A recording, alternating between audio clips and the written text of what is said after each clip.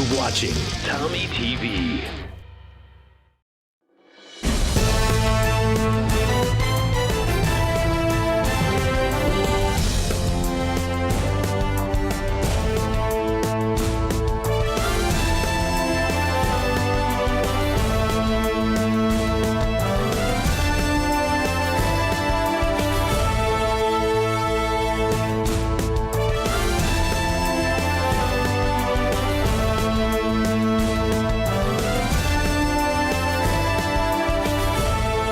We're into the final few games of the season for Taylorville girls basketball, and the path to destiny is clear. Next up for the Tornadoes, it's a home fixture against Mattoon. Well, thanks so much for joining us here on 96.5 The Chill and Tommy TV. I'm Reed Kamai, joined alongside Blaze Rogers. And Blaze, look, this season it's been a tough one for both teams. How does that affect the way they approach a game like this? Well, I think when a game, both teams think that they have the ability to win this game. Obviously, both teams have struggled throughout the year. You know, Mattoon's 4-21, Taylorville's 8-19.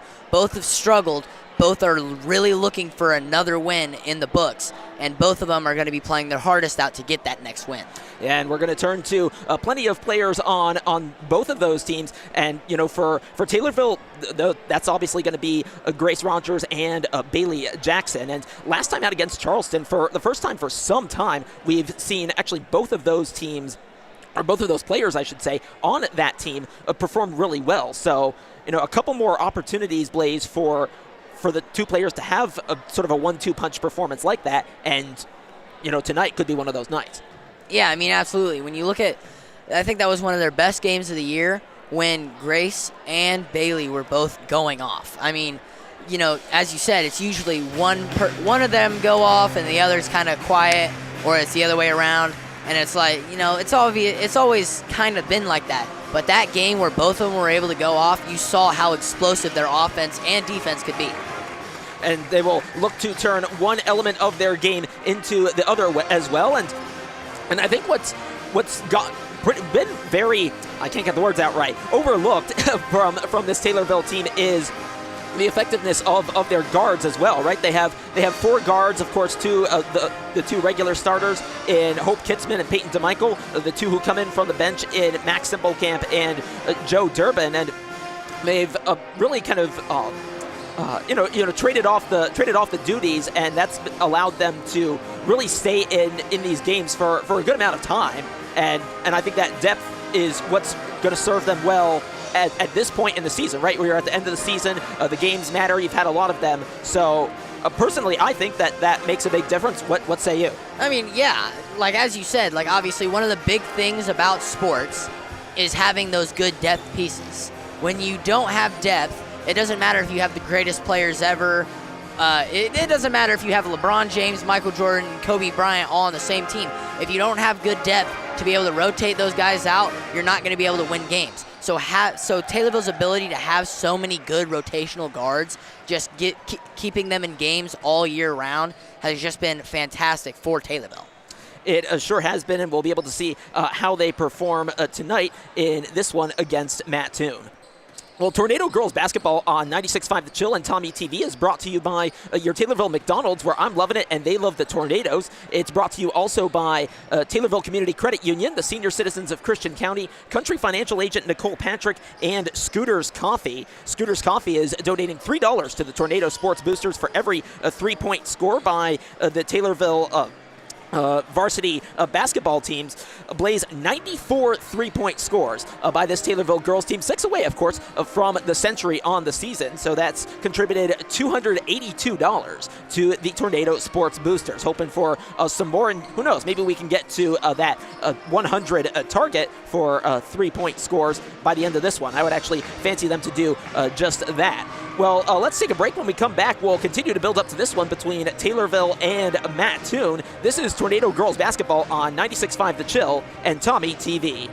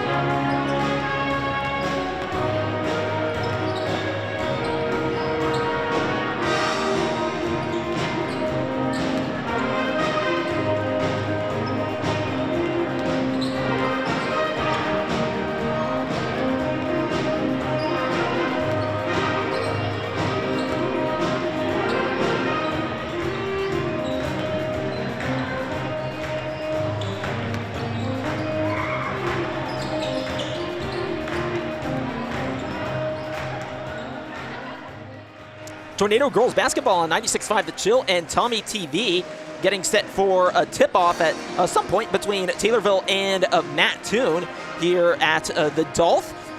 I'm Reed Camai alongside Blaze Rogers, and Blaze, we got the jazz band back. That's nice to have. They're adding quite a bit to the atmosphere here, and that's nice to hear. Yeah, I mean, it's obviously always awesome to have the jazz band here. You know, bringing it. You know, it just helps the crowd get more hype than what it would be without them. That is for sure. Well, let's get back to the game, talk about the CTI keys to the game, what we'll be looking for from the Tornadoes this evening. Well, first they got to play 32 minutes, and I've said this throughout the season. They've had some. It seems like in each game so far, there's been a stretch that's been that has not gone quite as well for them, and they're really going to need to put together complete games if they're to get wins at this crucial stage of the season, and that includes tonight against Mattoon.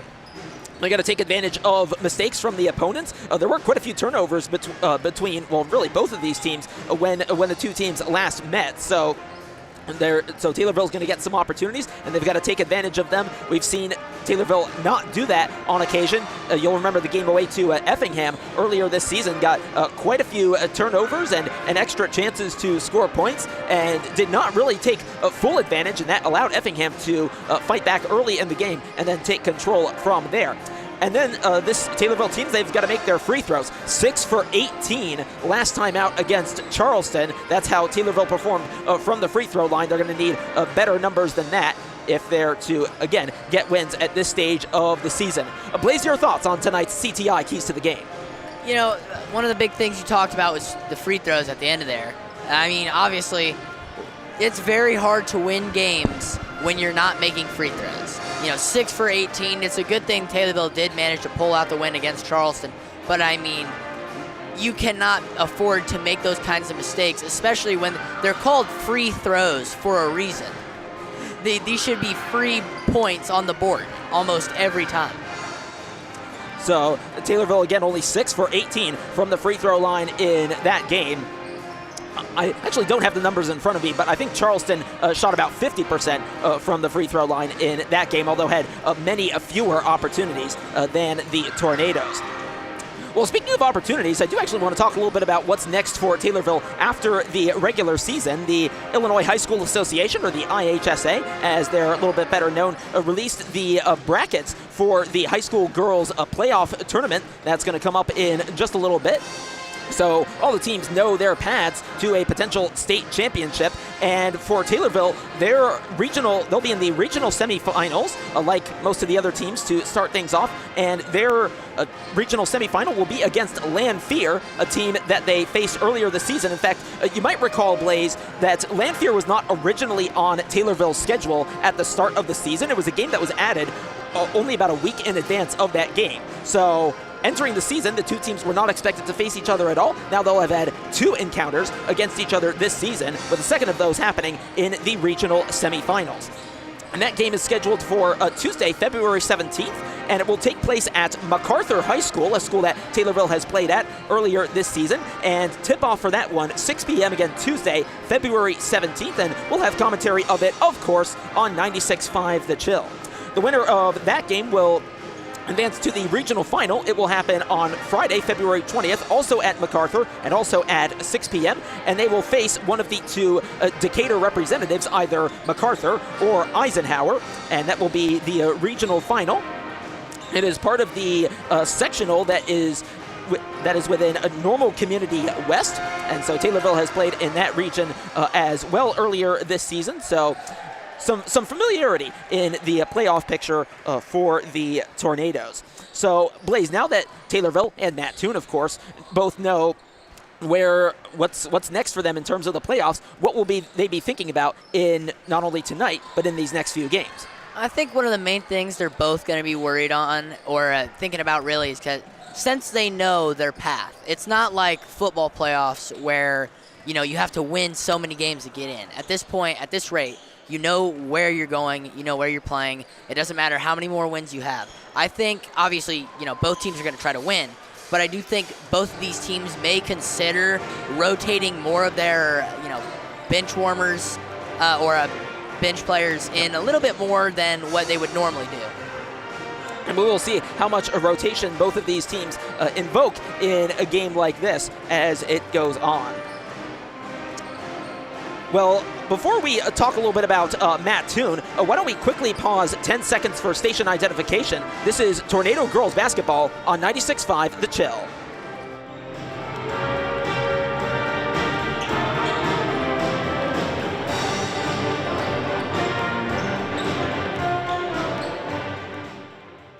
This is Tornado Girls Basketball on 96.5 The Chill, getting ready to start this one between Taylorville and Mattoon. Let's take a quick look at Mattoon. They are 4-21 overall this season.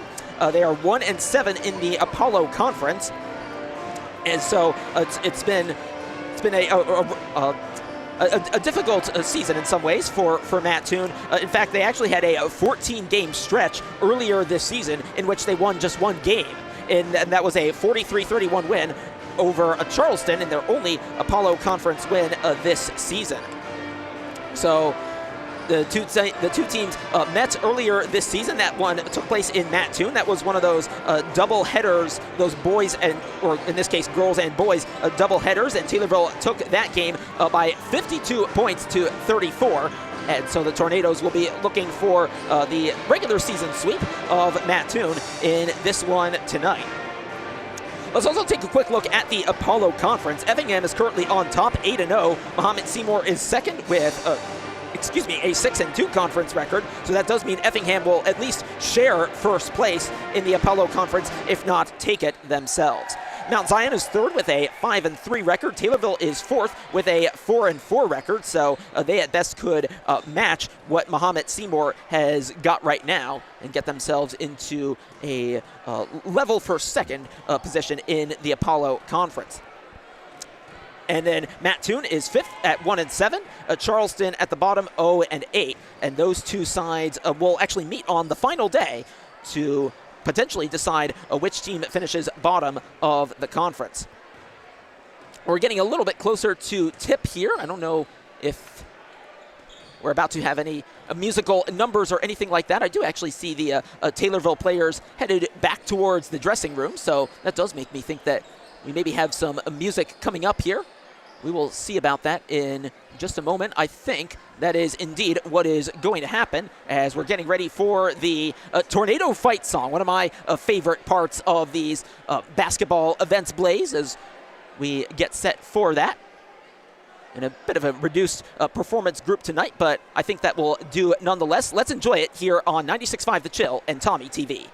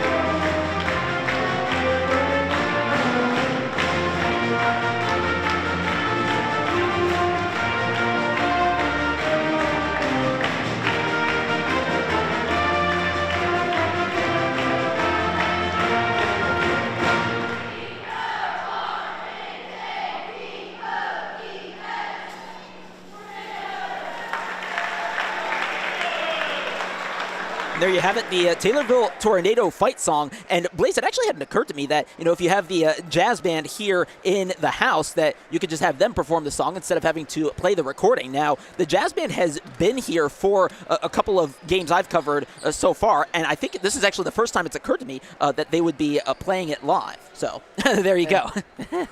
Yeah, I mean, the jazz band is just super talented. Obviously they do the national anthem when, they're here. I knew that, at least, so I was paying attention there.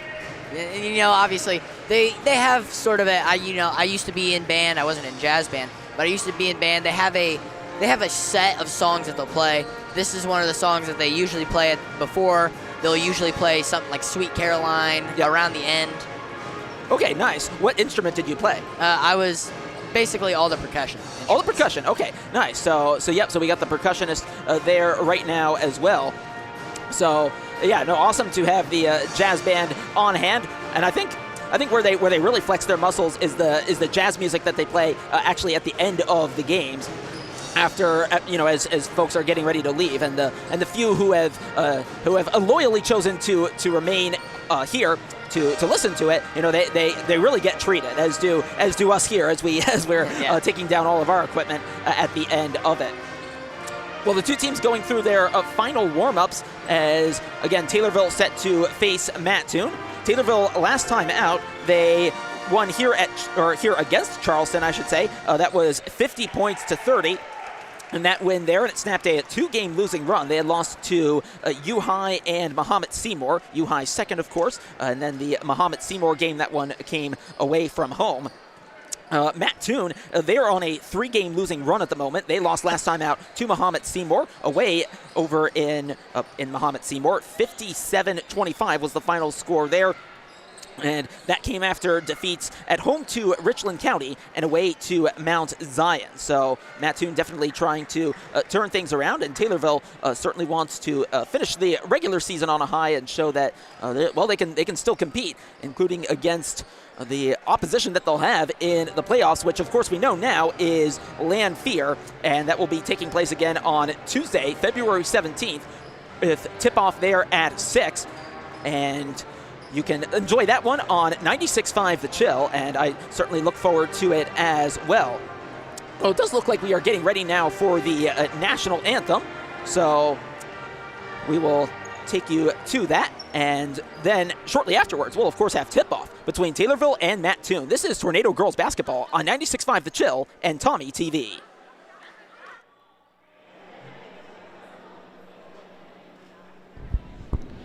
Ladies and gentlemen, welcome to Dolph Stanley Court here at Taylorville High School for tonight's Apollo Conference contest between the Mattoon Green Wave and your Taylorville Tornadoes. At this time, could you please rise? Gentlemen, remove your caps for the playing of our national anthem, which will be performed by your award-winning Taylorville Jazz Band under the direction of Cliff Jordan.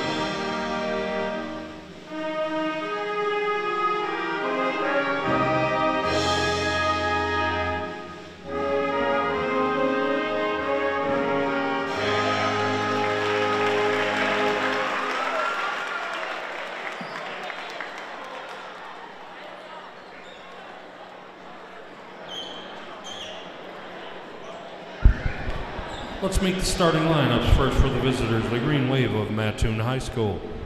At one forward, a 5'9" junior, number 10, Kennedy Smith. At a forward, a 5'10" senior, number 21, Abel Larson. At forward, a 5'8" junior, number 42, Sophia Elder. At one guard, a 5'5" freshman, number 5, Belle Powers. And at the other guard, a 5'6" junior, number 24, Adriana Veach. The Green Wave are coached by Troy Hackey.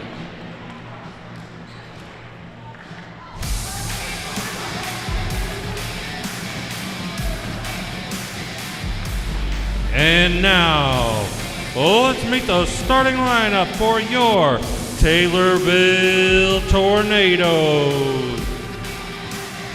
At forward, a 5'9" junior, number 35, Nora Thomas.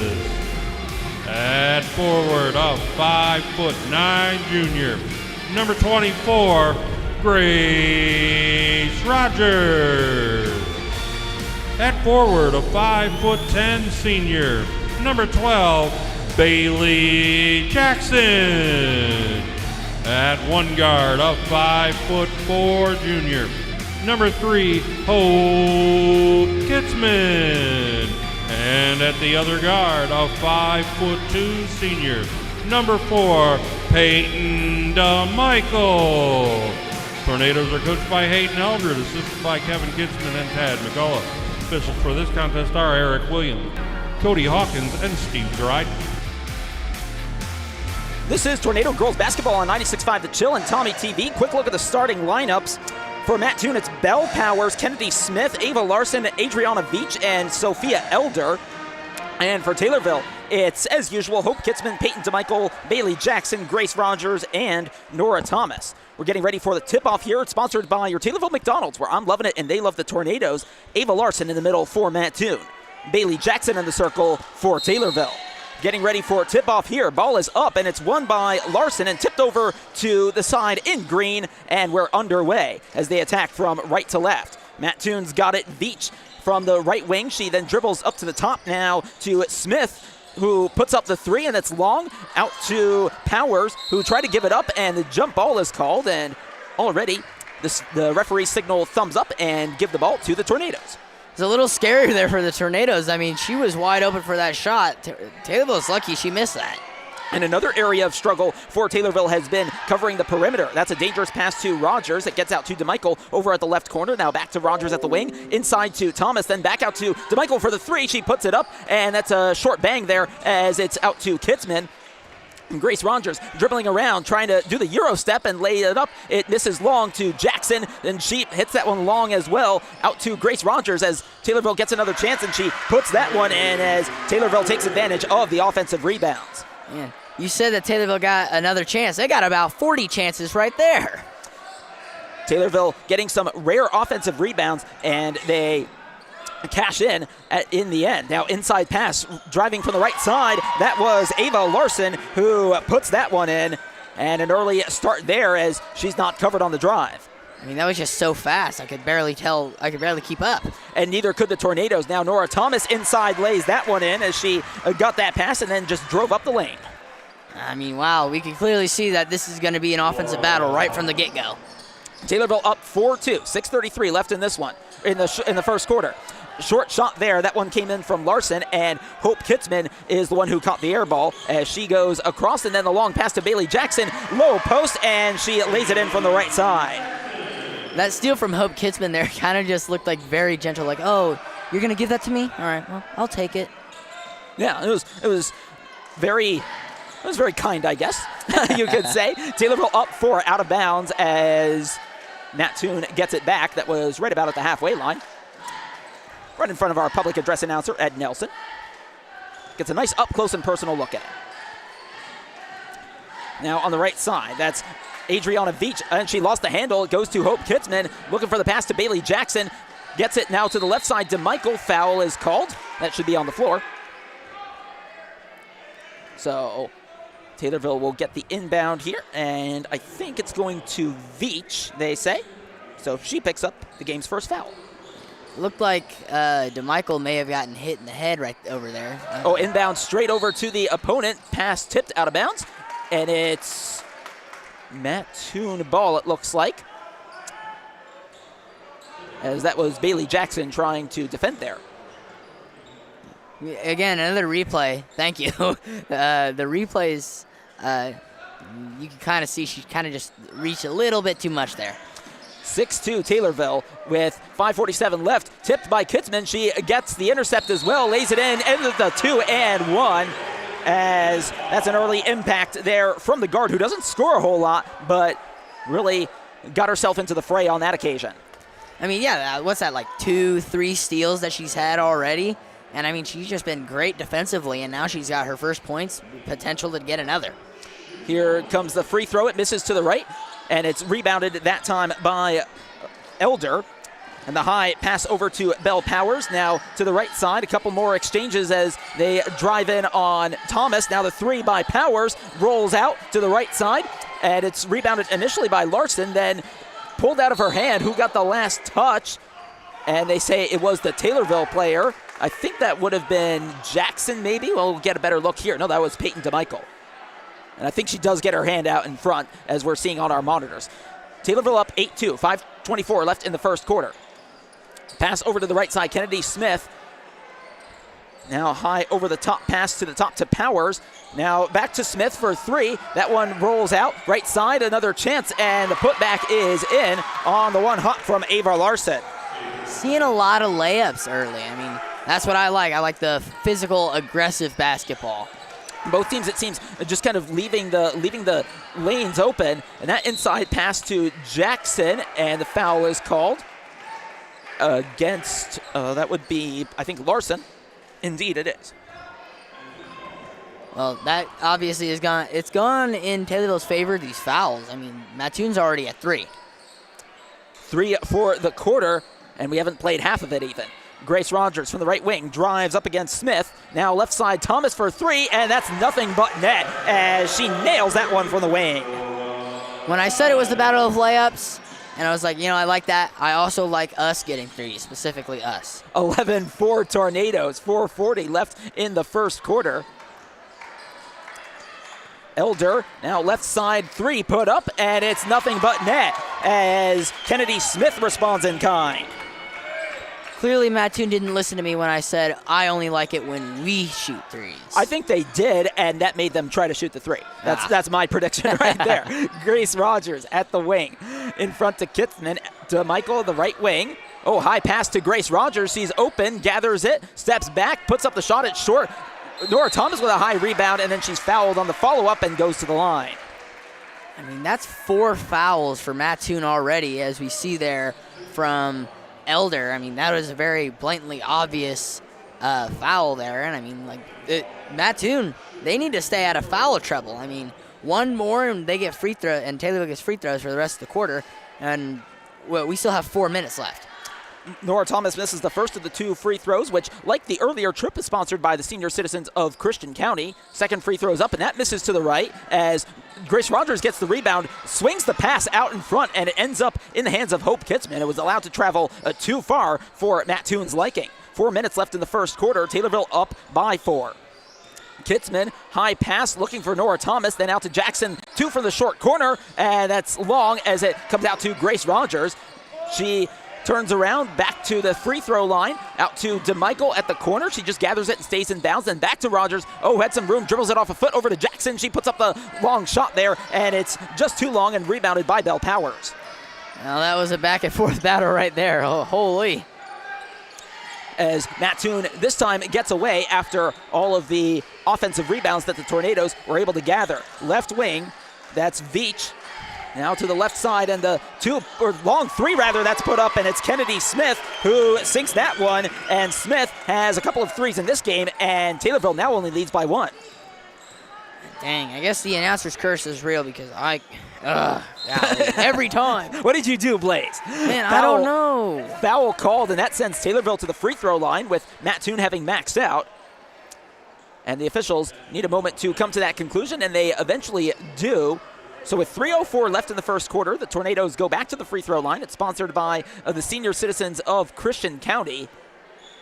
Peyton DeMichael is up to the free throw line. Now, Blaze, 3 free throw attempts so far for the Tornadoes in this game. They've all missed so far. Here comes one from Peyton DeMichael, and you can count on her to make that one as it goes in. And substitutions made as Max Simplecamp is on for Bailey Jackson. As you said earlier, Taylorville has been missing their free throws. That was the first one they made today. But, as of right now, you have a good opportunity. Mattoon's maxed out so far as that goes in. And, Taylorville obviously just has great opportunities to get more free throw attempts here because Mattoon, with 3:04 left, has maxed out. And Peyton DeMichael, she's been a quite reliable free throw shooter. And the other Tornado players in this game so far not proving it. Taylorville leads 13-10, 2:52 left in the first quarter. That pass, tipped by Grace Rogers, and barring her intervention, that one would have hit you, Blaze. Ooh, that one bounced out of bounds, and I think also hit the official there. 2:50 left in the first. Inbounded over to Elder at the top. They also made a substitution as Elena Perez came into the game. Now it's at the top, Ava Larson. She crossed over to the right side as it's Smith now. Then in the inside pass, having to turn to take the shot. And she does so as Ava Larson puts in the banker with Grace Rogers guarding her. I mean, this has been a very back and forth game, I feel like, and like a lot of the games. They've just been very high scoring so far. Cross-court pass to Durbin, who puts in the three, nothing but net from the right wing, and seen there perfectly by Max Simplecamp. And Durbin gets her name on the score sheet. I feel like Durbin's been really good this year at shooting threes, like specifically the threes.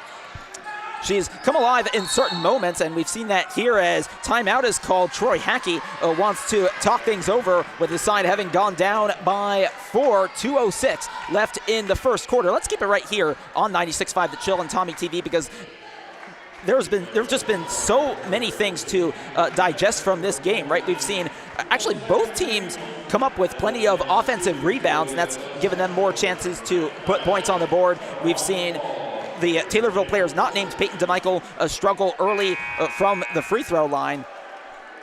Hope Kitzman, you mentioned earlier, has got a couple turnovers, and I'm glad to see that from her, because it seems like we haven't really given her as much credit as she's deserved. Now she gets a couple steals, and were it not for that, Blaze, I feel like Taylorville might be behind. Yeah, I mean, honestly, like as you said, like without Hope Kitzman's steals, I feel like they would be down by a little more than 4 points of what Taylorville's up by right now. So Taylorville, 16-12, they lead pass. They're kicked by Max Simplecamp, so that means Mattoon keeps the ball. 2 minutes exactly left in the first quarter, and there is no shot clock here at the Dolph. You look at the replay, yeah.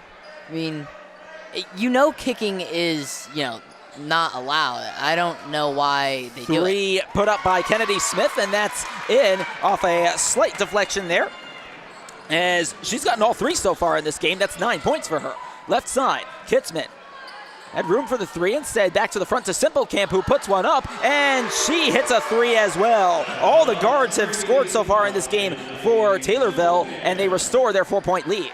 Well, this has turned from a battle of layups to a battle of just who could shoot the furthest three. Stolen by Simplecamp as she now gets an attempt, or, well, not a shot attempt, but she gives her side the chance to grow its lead. Left side, Kitzman, now inside to Grace Rogers. She's got to turn around on Perez and put up the fadeaway shot, and it misses to the right, and Perez is the one with the rebound, who then traveled, and that gives the Tornadoes another opportunity. Good break there for the Tornadoes. I mean, they missed that shot. I mean, that's a little heartbreaking there to see that shot. Obviously it's not the end of the world, but it kind of sucks to miss that shot, and then they just get it right back with a travel. I mean, just if you're the Tornadoes, you're really thinking that girl. Bailey Jackson and Peyton DeMichael are back into the game. DeMichael drives baseline left, then out to Jackson, the other substitute, as Grace Rogers drives in and then kicks out to Simplecamp for the three from the top, and it is off the front of the rim and out to the left, taken on the rebound by Larson. Go, the call there from Sophia Elder. I don't think I've said her name too many times in this game. Bell Powers now, as the pass there was another kick, this time by DeMichael. I was saying it earlier, I don't necessarily understand why you would go to kick the ball when you can get it called on you if you kick the ball. Well, I think it's more because they lose control of themselves in the air, but that long pass there taken on the back court and then out of bounds, and it hits Blaze on the deflection that time from Smith, and the Tornadoes get it back. You doing okay there, Blaze? Yeah. All right. Oh, man. I should have caught that, man. Now I feel Yeah, you got to get the hands out. There's not enough room to cower over there. Taylorville up by 4, 40 seconds left in the first quarter. Simplecamp out to the right side to Durbin. Left over to Simplecamp, then to DeMichael. Back to the front to Simplecamp again. Now right wing, Durbin, three, put up there, and it rolls around and in as Joe Durbin gets the lucky drop and goes up to 6 points on the game. Had a few mini heart attacks right there as it was rolling in, and then, thank you, Lord. 16 seconds left. Pass tipped by Grace Rogers. It goes out of bounds. She tried to save it and runs out of bounds and into Malik Pierce's banner there. Yeah, that's a great effort there by Grace Rogers. You know, she tipped the ball in the air and almost saved it. 11.4 seconds left. Mattoon down 5.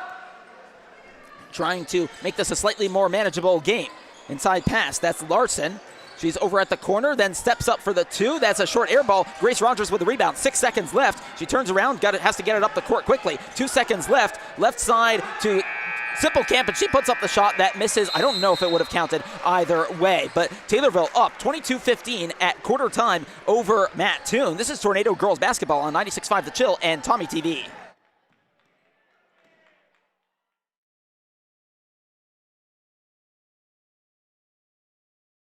We're back from the Moose. We secured the package.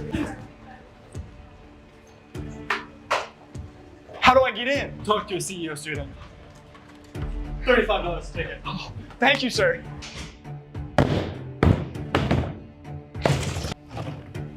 What do we have here, gentlemen? Appetizers, Soups. sides, Main course. desserts. Whoa.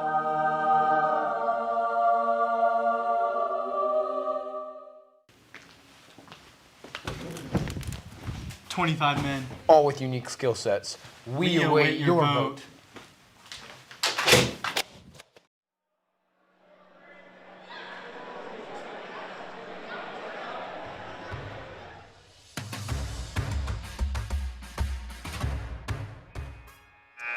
Tornado Girls Basketball on 96.5 The Chill and Tommy TV. Taylorville leads this one over Mattoon by 22 points to 15 as we start the second quarter here.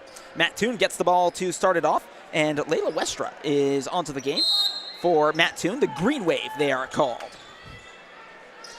Now it's over to the left. Westra gets the pass back, and the 3 put up by Kennedy Smith. That's a long air ball with Peyton DeMichael getting the rebound. Never mind, that was Simplecamp. Long pass, Bailey Jackson. I don't think she knew where that ball was bouncing. Too many bodies in the way, and it just bounces out of bounds. You know, it's kind of hard to see. It's kind of hard to see a ball when you got 3 people in front of your face. Mattoon with the inbound, down 7 in the early stages of the second quarter. As both teams had taken advantage quite a few times of offensive rebounds in the first quarter. Now it's with Ava Larson at the top, left side, 3 put up. That's another short air ball, and it's on the ground. Scrum for the ball. This should be a jump ball, it looks like, and the Tornadoes will be the beneficiaries. And that's the second jump ball I've seen so far. And, they've both gone to Taylorville, so good for us. Well, it's worked out that way with Mattoon winning the tip-off and then also, having the possession arrow at quarter time. Inside pass to Bailey Jackson. Oh, she can't get the hold, but it goes back to Durbin, then turns around, finds Bailey Jackson again, 2 and 1, as a bit of a late whistle comes in, and Jackson doesn't mind. She goes to the line.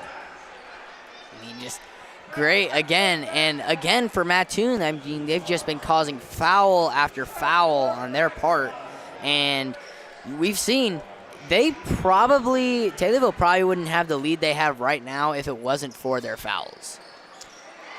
Mattoon maxed out in the first quarter. Jackson makes that free throw, sponsored by the senior citizens of Christian County. This is the team that did foul a lot. They had one player foul out in the reverse fixture between the two teams. That is Joran Haldorsen, who is yet to feature in this one. 3 by Westra. That's a long air ball. Rebounded by Layla Cole, as that one, I think the foul was called, it looks like, against Taylorville, against Peyton DeMichael more specifically, it appears. Going back to that 3, it looked like she was shooting on the run there. I mean, that's going to make it way harder to shoot and make it when you're shooting on the run. At the top, that is Cole. Now to the right to Westra for 3. That's a long air ball and rebounded by Peyton DeMichael. I've said air ball a couple times about Mattoon so far in this second quarter.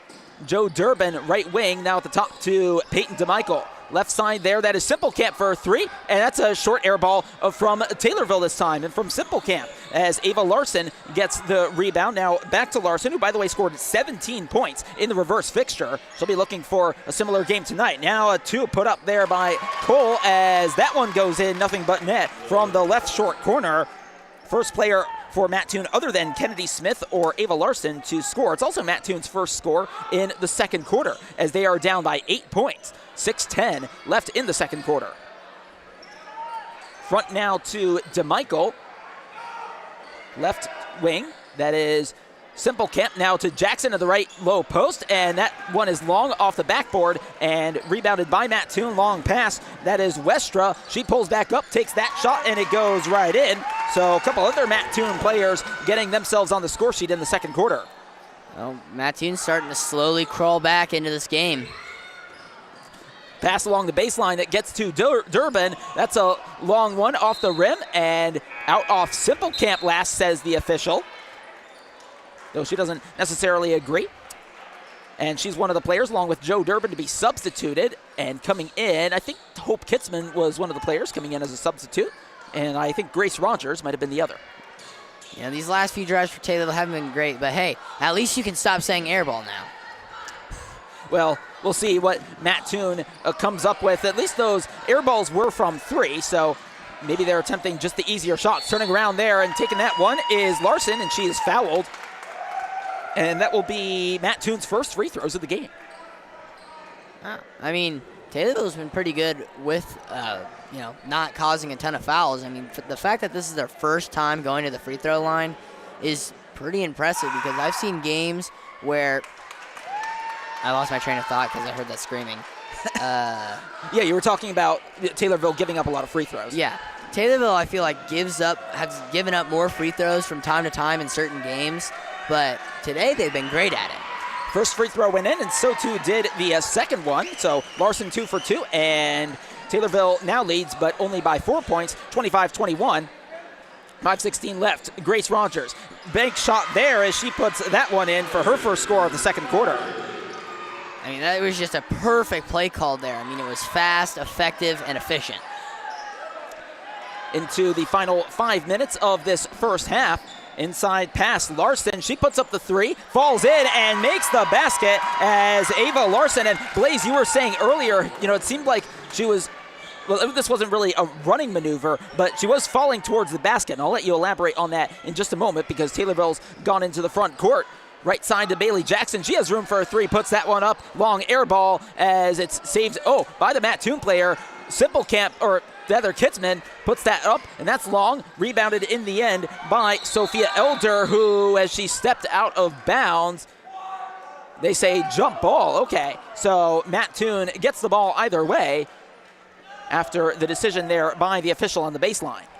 Yeah, as you were saying with obviously, I do think it's harder to shoot on the run. Obviously, when you're falling forward, it's probably easier than throwing it to the side. But I mean, that was just a great shot there. Even if the arch was about as tall as the St. Louis arch. That's what I like to compare it to. Pass tipped into the Mattoon hand there. The foul called. Oh, I thought they were going to call a jump ball for that one, as Jackson has her name taken. And that is Taylorville's third foul. Now they're the ones in a little bit of team foul trouble. They've got just the one more to give. Well, it might go back and forth foul-wise. First quarter was Mattoon. This quarter, unfortunately, has been Taylorville. Pass there out of bounds as Larson can't control it, and the Tornadoes get it back. She thought she could one-hand that. Look at the replay there. Thought she was going to one-hand snag it like an NFL player, but just, didn't have big enough hands, I guess. You need those gloves. Like those NFL players, they wear gloves. Simple Camp for 3. That's long and out to the left side. Foul called. I think this is against Grace Rogers, maybe. Is that what they've said? We'll just get confirmation here. Take a look at the replay. Looks like they called it. Oh, no, it's against Mattoon. Oh. Okay, that's against Elder. Right side, Peyton DeMichael. And left side, that is Grace Rogers on the inside. Foul called, as that then would be Mattoon's third. And that's Powers this time called, as a couple of supporters behind us not thrilled with that. I'm just hoping they don't swear. Left side, DeMichael. In pass on the baseline, Kitzman. Simple Camp now at the wing. Left to DeMichael. inside to Rogers from 15, puts it up, and that's an arcing shot there, missed to the left as Larson gathers that, as then they find Powers along the baseline, and going quickly now, Mattoon, right side. Westra has it at the corner, comes out closer to the front, pass there tipped. Oh, well done by Simplecamp, intercepted DeMichael, then to Simplecamp, who had room to run, and a 2-and-1 as she lays that in. That went just about as perfectly as it could for McKinley Simplecamp, and she has a chance at a 3-point play. Man, that was just a beautiful play there by Simplecamp and by the Taylorville defense, and now they have a chance to get 30 on the board right now. But I think what's most impressive right now is that Taylorville so far has had 7 people score. Meanwhile, Mattoon has had only 4 people score. The free throw is missed, but then with a rebound and another chance at free throws because another foul is called there. I think this one's against Elder, which would be her 3rd of the game if that's what I've seen here. Timeout called by Troy Hackey as he'll want to talk things over. Well, that was 4 fouls in the space of not even 1 game minute called against Mattoon. And I think the first one, they got a little bit unlucky, but after that, I feel like that it just became I don't know what the word is as I'm being distracted here by what's going on out on the court as one of the cheerleaders was doing their flips. I get a little worried about that. But my point about Mattoon is it just seemed like they lost the the idea of what they were kind of trying to do, and were essentially having to foul Taylorville to kind of slow their pace. I think one of the main things with Mattoon is that they know who they're going up against in sectionals, and their record's not fantastic. So I think they're sort of stopping the idea of, as of right now, of just, I think they're going out there and just have fun instead of just stay out of foul trouble. Because when you're more like, oh, I can't get into foul trouble, you're more timid. I think Mattoon is playing less timid and more aggressive, which in turn will lead to more fouls. McKinley Simplecamp at the free throw line. Taylorville up 29-24, 3:15 left in the first quarter. And the free throw sponsored by the Senior Citizens of Christian County. It is long. By the way, in terms of the playoffs, we've talked a lot about Taylorville's matchup. Why don't we give a little mention to Mattoon's road to playoff glory? They are first up against Lincoln, and that will take place actually at Lincoln, as the second free throw is short as well, as Mattoon gets it back. And that one taking place Tuesday, also February 17th at 7:30. Right side there, the shot put up by Perez, and that's long. That was from the short corner. Rebounded that time by Larson. In front there to Westra. That's out to Adriana Veach. And then back over to the left wing. Back to Veach on the right wing. Now she tries to drive right side against Kitzman. Out to, that was Perez who traveled. That's the second time Perez has traveled after getting the ball. First time was after a rebound, and that time I think she got a little too excited there, started moving around, just took one too many steps. So the Tornadoes have it back with the score 29-24 in their favor. It's the right side then to Peyton DeMichael, left to Kitzman. Remember, Taylorville won this one by over 20 points in the reverse fixture. I reckon they'll be a little bit disappointed to be up by only 5. Rogers turning around, then just takes the shot herself and puts that one in. Didn't see an opening except for the basket. I mean, that's actually really funny. She was looking around for someone to pass. Might as well. Yeah, just take it myself. And I think her teammates could have done a little better there. 3 put up, and that's short there as it rebounds to the right side, or left side rather, and out of bounds off the Mattoon player Smith. And taking that shot, I believe, was Westra. As the Tornadoes get it back, they are up by 7 points. What I couldn't get over there, it wasn't even the shot or the go out of bounds. It was the fact that Peyton DeMichael was going against Perez. I mean, talk about a size difference. Yeah, you could say that about most of the Tornado guards as well. Now, Joe Durbin, Simplecamp, now out to Kitzman as they really get all of the guards involved at this point. Now, Durbin has come all the way across to the right corner. Now, the shot there by Thomas, that's off the backboard. Grace Rogers back to her second attempt, third attempt. It missed off the board as well. Grace Rogers has it, fourth time of asking, and Grace Rogers puts that one in. Well, I guess I got to change the saying. Now, fourth time's a charm, guys. And that's at least the second time in the game that Taylorville has had 4 opportunities in one phase. Now 3, put up, and it's a make that time by Layla Cole. As Mattoon gets, oh, no, that wouldn't be Layla Cole. I'll have to figure out who that was. But Cole's not out on the court. But the Tornadoes have it, they're up by 6. Thomas inside, Rogers fakes, then puts it up, and it's in. And that's a simple make from her as Grace Rogers has 8 points in the second quarter, 10 total.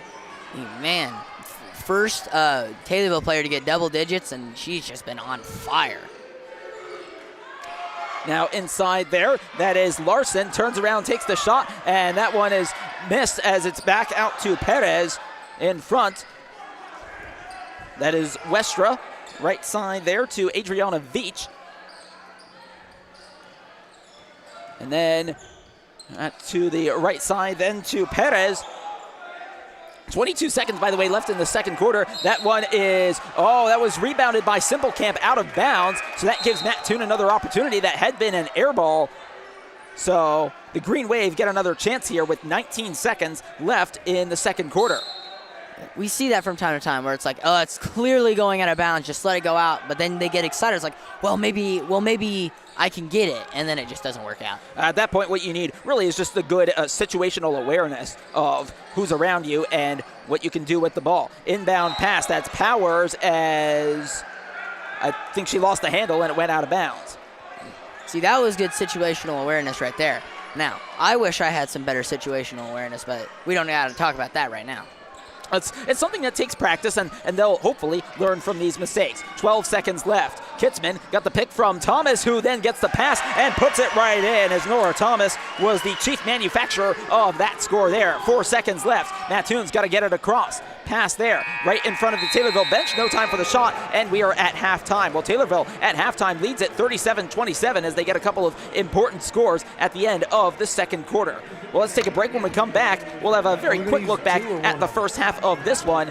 It is Tornado Girls Basketball on 96.5 The Chill and Tommy TV.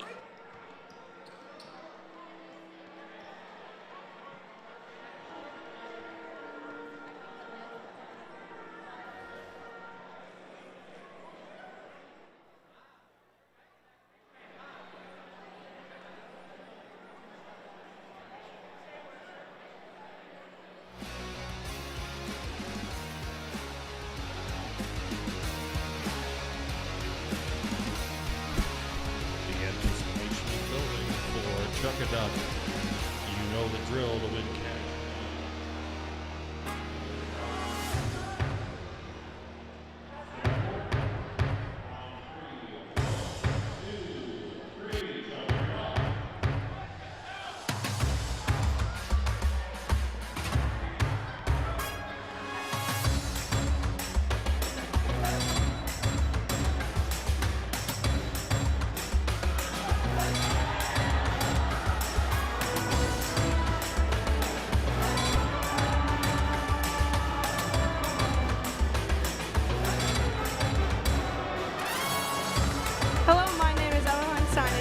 Tommy TV. Can you guys introduce yourself, please?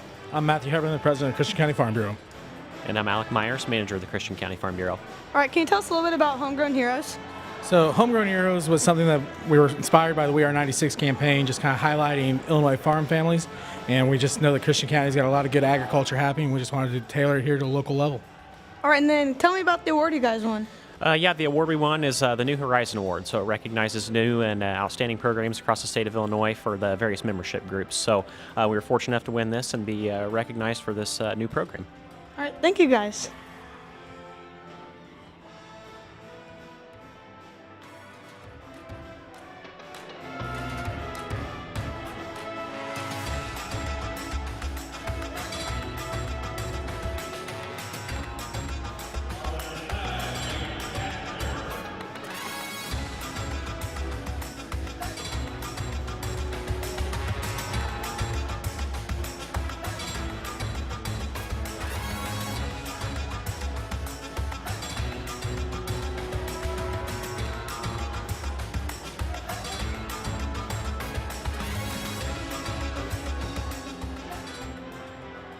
Tornado girls basketball on 96.5 The Chill and Tommy TV. We're at halftime in this one between Taylorville and Mattoon, and the Tornadoes lead it 37-27 at the break.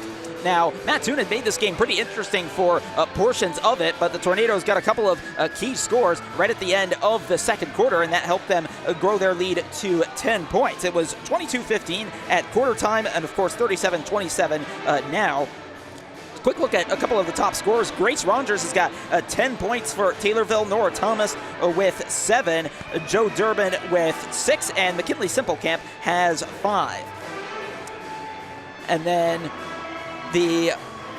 as for Mattoon, just looking at a couple of their scores, Kennedy Smith has 12 points, and Ava Larson goes into the break with 21 points for Mattoon. Let me remind you that Tornado girls basketball on 96.5 The Chill is sponsored by your Taylorville McDonald's, where I'm loving it and they love the Tornadoes. It's sponsored also by Taylorville Community Credit Union, the senior citizens of Christian County, Country Financial Agent Nicole Patrick, and Scooters Coffee. Well, we're going to take a break, and when we come back, don't miss what we've got. We've got a conversation with some very special guests coming up for you, so make sure you stick around for that. This is Tornado Girls Basketball on 96.5 The Chill and Tommy TV.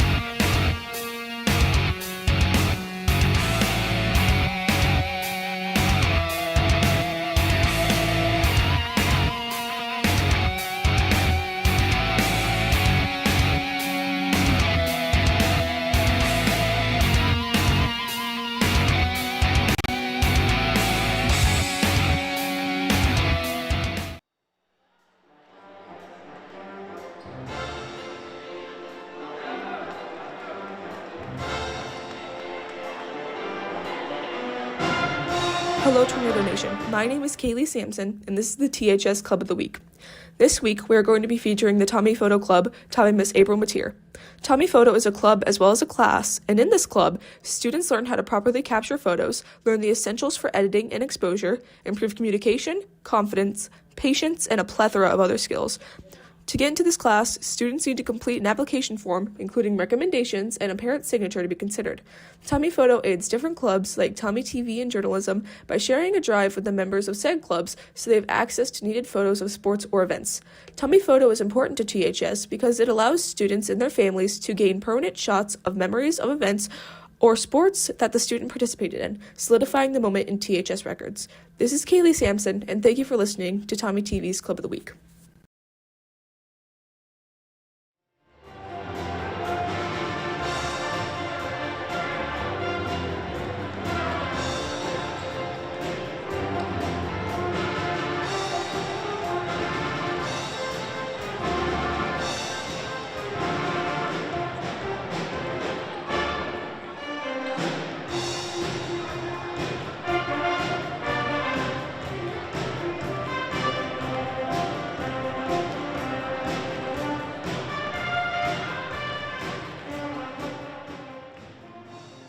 Tornado girls basketball on 96.5 The Chill and Tommy TV. Back for a more halftime coverage here as Taylorville leads this one over Mattoon 37-27 at halftime. I'm Reed Camai alongside Blaze Rogers. And Blaze, there's been a lot to digest between these two teams, whether it's the offensive rebounds or some of the steals that Taylorville's been able to get, or Mattoon's fouls in the later stages of the second quarter. Of all that or anything else that's come to mind for you, what's what's most stood out?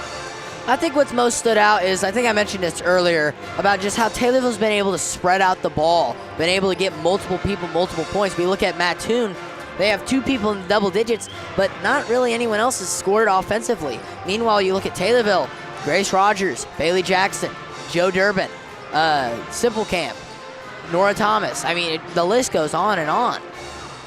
So, like I said, plenty of, or like you said, plenty of players on Taylorville getting involved, and for Mattoon, of course, you have just those 2 players getting involved. I don't know if you recall, Blaze, but in Taylorville's last game against Charleston, actually they allowed only 2 unique point scores from Charleston. So the 2 of them split, albeit not evenly, the 30 points that their side scored. So, for me, what this has shown is that Hayden Eldred has been able to, he knows these opponents well. He is able to come up with a good idea for how to play against them, and then it's just a matter of the execution as they go about trying to play the rest of this game. Well, we're about 3.5 minutes away from the start of this second half between Taylorville and Mattoon, with the Tornadoes leading 37-27 at the break.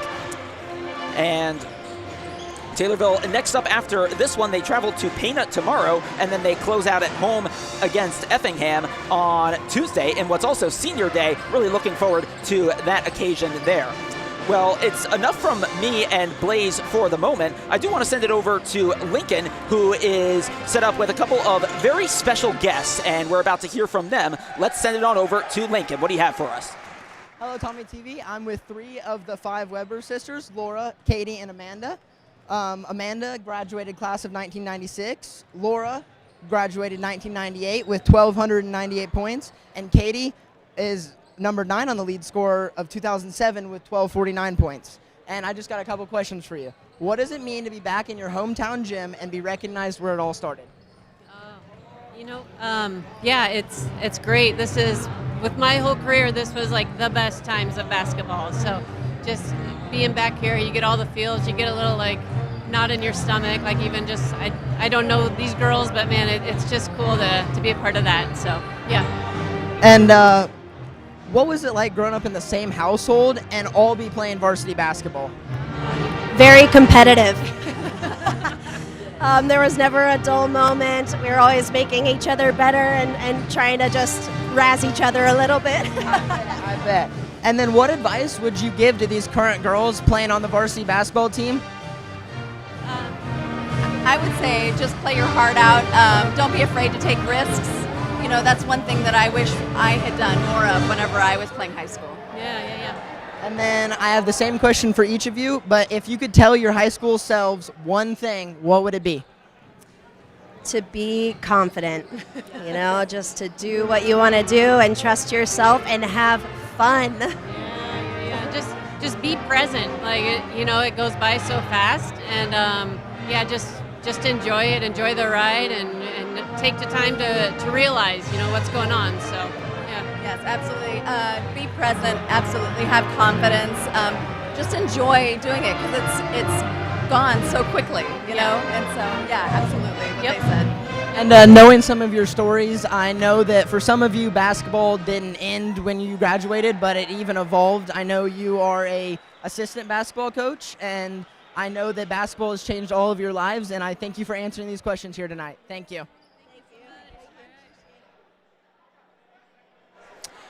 Thanks so much for that, Lincoln. Great to hear from some of the alums of Taylorville, and it's gonna be a pretty surreal experience for them. Coming back to the place where it all happened, and of course, plenty has changed about the Dolph. We got a couple changes to the banners, more or less, new scoreboards as well. That's gotta be really cool. Yeah, I mean, obviously things change with time, but I mean, like, it's gotta be something, Going back to your old high school stadium, and it's like, wow, I don't know anyone. Well, it is cool to have them on. Really awesome that we were able to get them on Tommy TV and 96.5 The Chill as we start the third quarter here. Taylorville with the ball. They are up 10 against Mattoon after a first half in which I don't think they trailed at all. but Mattoon has been able to pull to within somewhat reasonable margins. Grace Rogers now has it at the left wing, then to Peyton DeMichael, now back to Rogers as Taylorville puts the starters back out onto the court. Kitzman has it long pass to DeMichael and then into Jackson, and the shot misses to the left as Sophia Elder comes away with it and is able to hold on to possession until the pass goes astray, and Peyton DeMichael has it there, and she is fouled and goes to the free throw line, and committing that foul is Sophia Elder. That's her third of the game, if I'm not mistaken. Looking at the replay here, I mean, yeah, Elder just kind of rammed into her, but somehow Elder was the one that fell over. The size difference on display again as Peyton DeMichael is at the line. It's sponsored by the Senior Citizens of Christian County, and the free throw goes in. Look at Peyton DeMichael here. She hasn't scored technically she hasn't scored a three field goal, and she hasn't even attempted a three-point shot.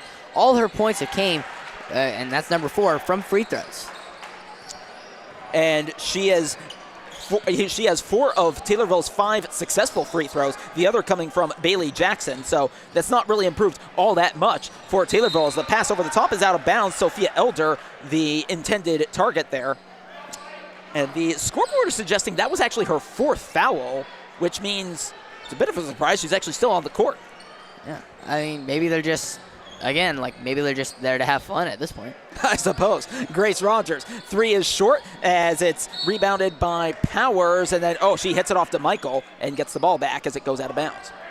Pretty good behind the back, pass, put that in quotations, to get it to DeMichael and then out of bounds. 6:51 left in the third quarter.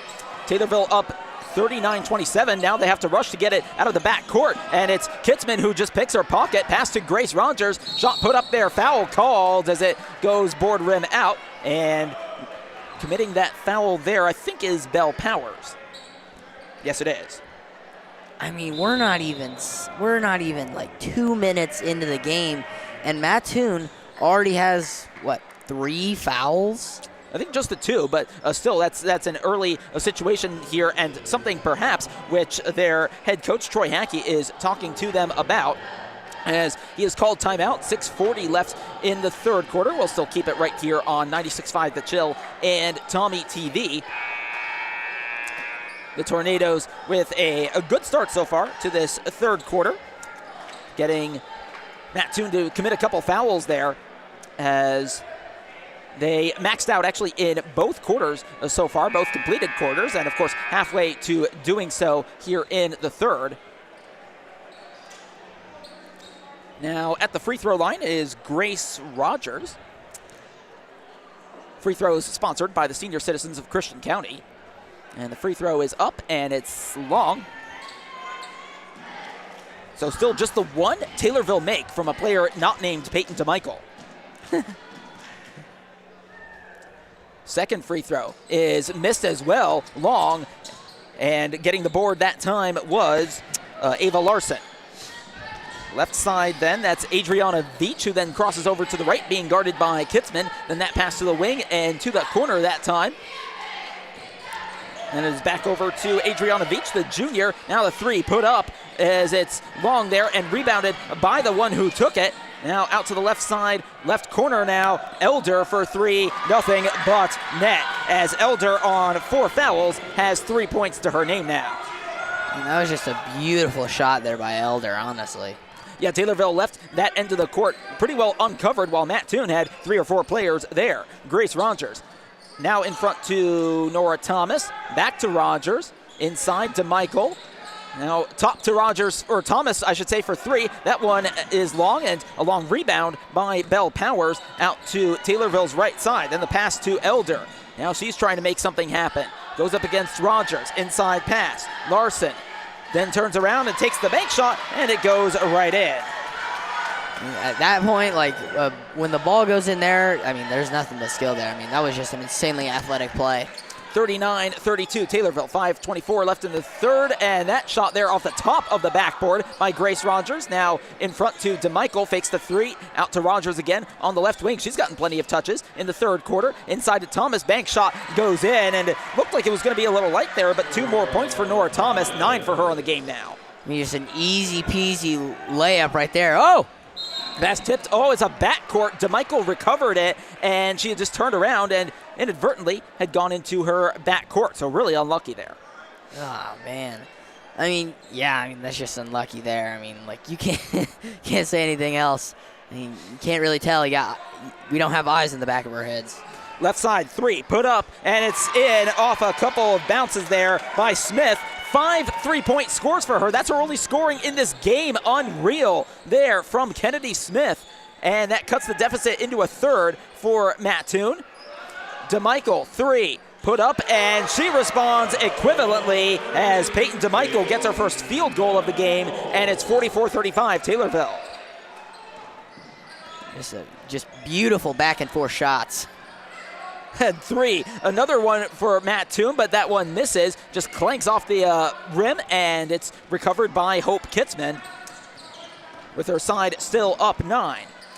In front to DeMichael, then to Kitzman. That's a 3, and that's short from the right side. Rebound that time from Larson, and just secures hold of the ball there inside. That's an easy put in that time by Smith. That's her first 2-point score of the game. Man, I mean, one, that's actually kind of funny, but 2, I mean, Taylorville recently, these last few drives, I mean, man, Mattoon has been cooking them.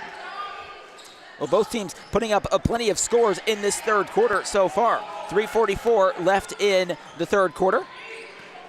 Kitzman into Jackson, turns around from the free throw line, and the bank shot goes right in. So 7 points for Bailey Jackson, and I'd have to bet that Hope Kitzman leads the game in assists. I don't have that statistic in front of me. 3:28 left in the third quarter. Ava Larson has it across halfway. Right side 3 put up there, and it's in, as that was Elder, who also scored a 3 earlier, and a brief stoppage in play here as Ava Larson had gone to ground. She is up on her feet, but walking a little bit carefully. I think she was a bit winded by the contact there. So she's up and is still walking under her own power, but with a little bit of guidance and a couple of words of encouragement from Sophia Elger. So we'll have to see how she fares in the next few moments. So 46-40, Taylorville leads Mattoon. The Green Wave have been able to cut into the deficit. It was 10 going into the third quarter. Pass tipped out of bounds, Taylorville ball, and that almost hit a couple folks sitting over there on the sidelines. I mean, that's a little scary. We see Larson out there. I mean, she's playing. And I guess through the power of friendship, she's able to stay out there and play. That's encouraging, as Larson's such an important player for Mattoon. DeMichael at the top, steps back, finds Kitzman over at the left wing. 2:57 left in the third quarter. Kitzman in front finds Rogers, has to jump to gather it, and then shot from in front is missed from in front, rebounded by DeMichael out to Simplecamp. Shot there, missed as well, tipped, scrum for the ball, and it was initially with a Mattoon player, then back to Kitzman, now inside to Grace Rogers, and the bank shot goes in for her first score of the third quarter. Those have been the most fun part about this game, where everyone's just everyone's just dogpiling that ball. Tipped by Rogers inside to DeMichael, who is fouled there and goes to the free throw line, which she'll take after we pause 10 seconds for station identification on 96.5 The Chill.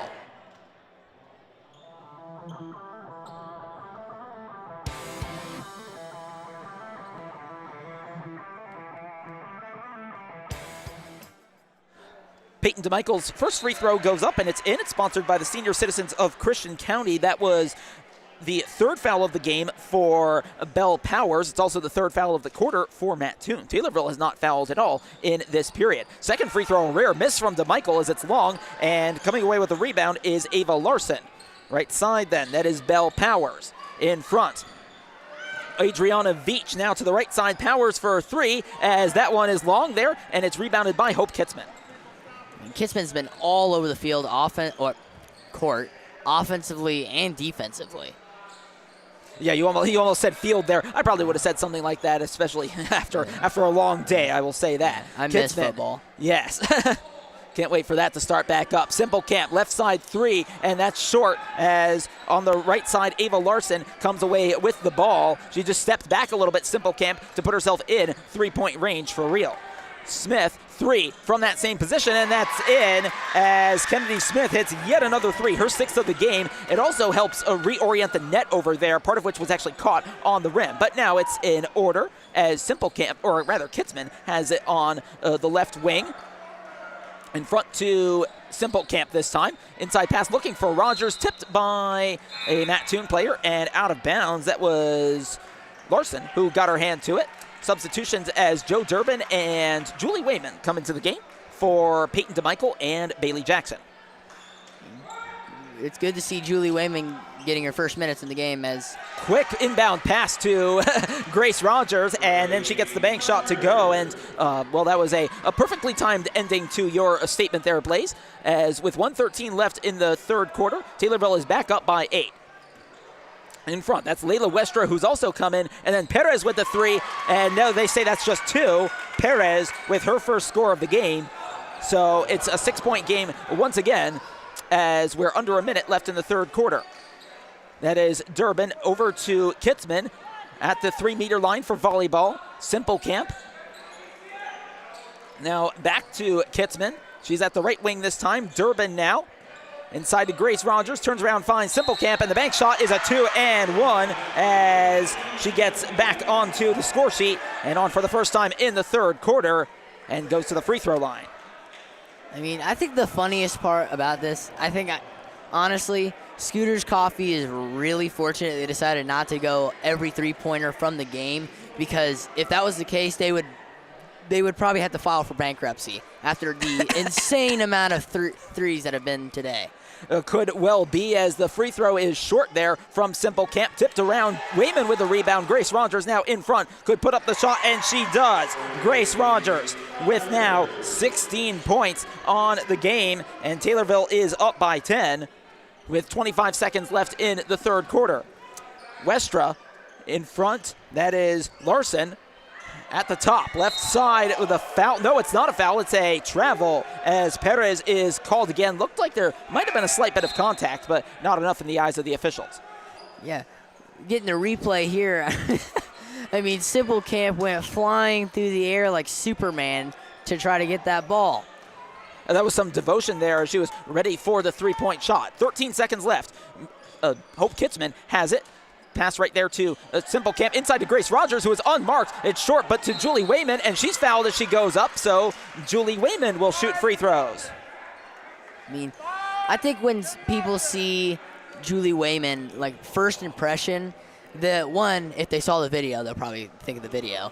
But, two, I don't think they would think of just her as a great shooter, but, I mean, she is very good as she just sank that free throw, and she's a very versatile player and a very good shooter. Well, she's only the third different Tornado to make a free throw in this game with 3.8 seconds left in the third. A second free throw is short, though. Quick opportunity for Mattoon. Long pass. That's Cole, and she doesn't have time for the shot. That's the end of the third quarter as Taylorville now leads by 11 points, 56-45, as we enter the fourth quarter. This is Tornado Girls Basketball on 96.5 The Chill and Tommy TV.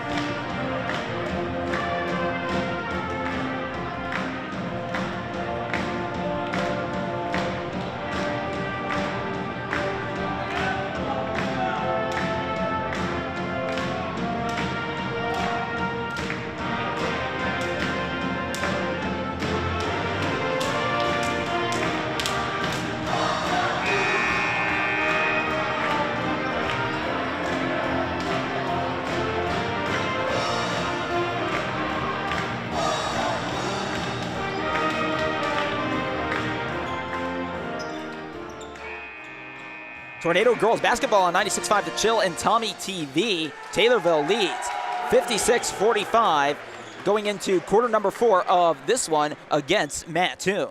And it's the Green Wave who start with the ball here. Kaylee Griffin to inbound right in front of me, as it is now with Layla Westra, then back to Kaylee Griffin. Westra now for three from the top. Bin balls out, and it's Ava Larson as she controls it out of bounds. We see that, Taylorville, they've scored more than what they did the last time they played Mattoon, but they've also given up a little bit more, too. A couple of defensive frailties in Taylorville's end as they'll want to clean that up before the playoffs roll around. Simple Camp, nice overlapping run. Now at the top, Thea Sussley's into the game for the first time, and she draws yet another foul. And we've seen that plenty of times in this game as they've just been able to draw it effectively from Mattoon. I mean, we've just seen foul after foul after foul. We see for Mattoon, they have about like six. I'm not trying to say it, but about like 6 or 7 people, 6 or 7 people who have committed a foul today. Thea Sussley makes the first of the 2 free throws. It's sponsored by the senior citizens of Christian County. As Taylorville is now up by 12. Second one, no. It's long there, and rebound that time is made by Smith. Right side, 3, put up by Cole there, and it's long.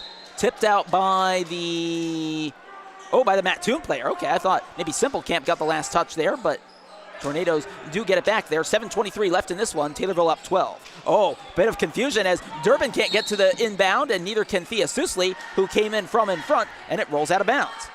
I mean, yeah, you saw Joe Durbin there. I mean, she's chugging. She's trying to move, and like ball's just moving too fast. And for whatever reason, it looks like Mattoon is inbounding now from the baseline. They do quickly, and then the shots put up, and it's a foul as Mattoon gets some free throws, which is only for the second time in this game, and the first time since the second quarter. I think we mentioned it earlier. I mean, Taylorville's playing very, very clean basketball. We've seen games where Taylorville gives up about 100 free throws in a day. And then games like this where they give up next to nothing. First free throw is short. I wonder though, Blaze, if the light play is possibly to a fault because they have given Mattoon plenty of opportunities from the field. That one misses well to the right, and they say she took too long to take it, so Taylorville gets it back anyway. Okay. So Peyton DeMichael now trying to crisscross her opponent. That's Kaylee Griffin. Now gives it to Durbin on the overlapping run. To Simple Camp as well in similar fashion. Simple Camp in front to Durbin. That was a long pass. 7 minutes left in the game. Taylorville up 12. DeMichael almost loses the handle. Gets it back. Inside to Simple Camp. Shot there blocked as she goes to take some free throws. I mean, man, again, it feels like Mattoon just does not care about how many fouls they have committed because, I mean, they fouled out every quarter? Yep, yeah, in terms of their team fouls, McKinley Simple Camp at the free throw line, and she, for the first time in this game, makes a free throw, sponsored by the senior citizens of Christian County, so that puts Taylorville up 13. We got a couple players on 4 fouls. Belle Powers, the one who committed that one just now, as the second free throw goes in. And Sophia Elder is also playing with 4 fouls. So one more from her or Powers, and they would be disqualified. In front to Kaylee Griffin. Inside, turning around, and the shot is... It's not a shot, actually. It's a foul on the floor. Committed by Joe Durbin, so that's her second in quick succession. I mean, that's the most amount of fouls Taylorville's had since the second quarter. Inside pass there. That's Powers actually over on the wing. Inside there. That's Larson turning around, and the bank shot, and that's a nice low one that rolls right in. So she's now up to 15 points on the game. Quick drive there from Simple Camp, and the charge called against her, much to her bemusement. I mean, man, I hope to see a replay because honestly, she just bulldozed her over. My goodness. Yeah, rewind it. Yeah, that is a boom. Yeah, it would have been nice to have the shot straight on them the entire time, but of course, they're focused on the ball as well, as with 6:17 left in the fourth quarter, Taylorville still up 12. Inside. That is Larson, and she turns around. That one misses, and back to her no, that was Elder who put the shot up and draws the foul. So now Taylorville up to 3 fouls in the fourth quarter. Well, now the foul trouble goes the right way for Elder, because, I mean, she's got 4 fouls. She's got to be extremely, extremely careful for these next 6 minutes. And correction, that actually was Taylorville's 4th foul, so Mattoon shoots the rest of the way. Perez at the free throw line. Well, could well have timed out, but does make the basket. Jackson and Rogers are back into the game in place of Sousley and Thomas. So with 6:05 left in this one, here comes the second free throw from Elena Perez. That one is just a bit long, and Bailey Jackson is the one who ends up with the ball. Here's Simple Camp across halfway. Left wing Durbin. Inside to Grace Rogers. Outside then to Simple Camp. Front to DeMichael. Durbin again. Now gets the pick and the 3 put up, and that's short. Rebounded by DeMichael. Inside then to Simple Camp, who draws the foul as she put up the rather audacious shot there. And Simple Camp gets more free throws here. That's kind of been Simple Camp's motto all year, or like how she plays all year. She's very aggressive. She's not scared to get in there and, clearly, as we saw earlier, bulldoze somebody over. Simple Camp does like that physicality and aggression. I'm actually I feel like we've seen more of it today than throughout the season, as the second free throw misses to the right, and the rebound is with Larson.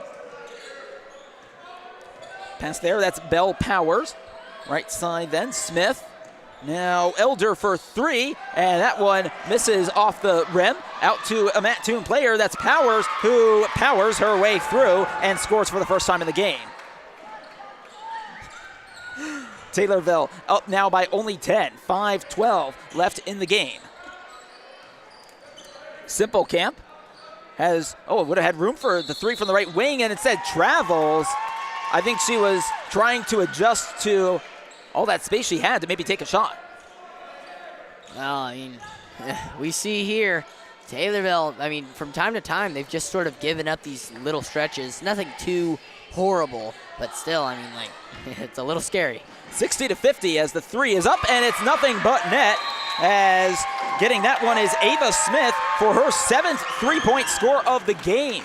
Hayden Eldred now wants to talk things over with his side, as Mattoon is pulled within. I think the largest lead for the Tornadoes was 12 or 13 points. Now it's only 7 with 4:54 left in this one, and that's prompted the timeout sponsored by Taylorville Community Credit Union. You see what I mean by a little scary? Where they'll give up, there's these small little, probably minute-long stretches where Mattoon just scores a few times. Not enough to take the lead or anything, but especially right now in the fourth quarter when it's this close, you really kind of can't afford that to happen right now. As Mattoon certainly feeling the momentum at such a crucial point in the game. I'm sure they'll be feeling that they could very much get themselves further into this one.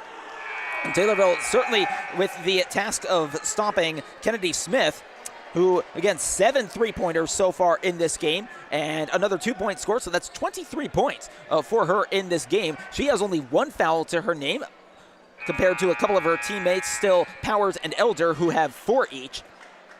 So she's not really in any sort of foul danger, with 4:54 left in the game, and Taylorville leading 60-53. Inside pass, Grace Rogers, who is immediately fouled, as Larson was the one who committed it. So that brings her up to 3 fouls, it looks like. Lucky for, you look at Mattoon, they have so many people that need to stay safe with fouls right now. Taylorville, they can kind of relax. Well, both teams have maxed out for the rest of the game. Now, Simple Camp, they can certainly relax individually speaking, as Durbin Circling around, Jackson inside, and she gets the bank shot to go from the right low post as she scores. She has scored in every quarter so far, and it seems like it's been a while since we've seen Jackson excel from that position. A while in terms of this game. Left side, Westra in front. Now on the inside, that's Larson. Then the three put up by Elder. That one pinballs out, rebounded by Powers. Guarded by 3 players. That shot is long and off the Taylorville player. Or no, never mind, off the Mattoon player. I saw the official putting his hand behind his head, and that made me think that meant a charge. Although there really wasn't enough movement there for there to be a charge. Taylorville up 9, 4:07 left in the game. Rogers, left side to Joe Durbin. In front then, finds McKinley Simplecamp. She's looking for an opening. Oh, dribbles around and has the room, but misses there off the board as the foul is called by Jackson on the follow-up. And whether that was a shot or not, she goes to the line. I mean, we've seen, both teams, specifically Taylorville, they've been able to shoot really good threes. But they've also, I think the biggest part of their game today has been being able to get there physically and get those physical layups. That, by the way, was Powers' 5th foul, so her game's done. And coming on in her place is Adriana Veach. Bailey Jackson's at the free throw line. And this trip, of course, sponsored by the senior citizens of Christian County. First free throw caroms wickedly off the back of the rim. 3:53 left in this one. Second free throw is up, and that one pinballs, but then ends up in the basket. 10 points for Bailey Jackson in this game. And 10 points to lead for the Tornadoes as Veach travels in her first action since coming on just a couple moments ago. I mean, that's not what you want to see when you have someone foul out and the very first thing they do is travel. 3:46 left in the game. Taylorville up 63-53. A lot of points put up by both sides in this one. Jackson, nice little stutter step there, and then the lay-in is good. Oh, what a hit there by Bailey Jackson. She just hesitated on the run a little bit, and then that forced her opponent out of her line. And Jackson puts that one in. Veach, right side, now the three put up. That's a long air ball. Remember when we were saying that a lot in the first and second quarters as McKinley Simplecamp has the rebound. Now crossing over, she's got room to drive as she draws the foul and runs into Bailey Jackson, who has to hold her up. I mean, yeah, we're back to the old air ball and also back to the fouls as they've been all day. Westra with 3 fouls, so too Larson and Veach. Elder still on 4. Simplecamp makes the first of the 2 free throws, sponsored by the senior citizens of Christian County. So she so far is 4 for 5 in the fourth quarter alone, as the timeout is called by Mattoon. 3:12 left in this one. Let's go to break. Tornadoes up 13. Tornado girls basketball on 96.5 The Chill and Tommy TV.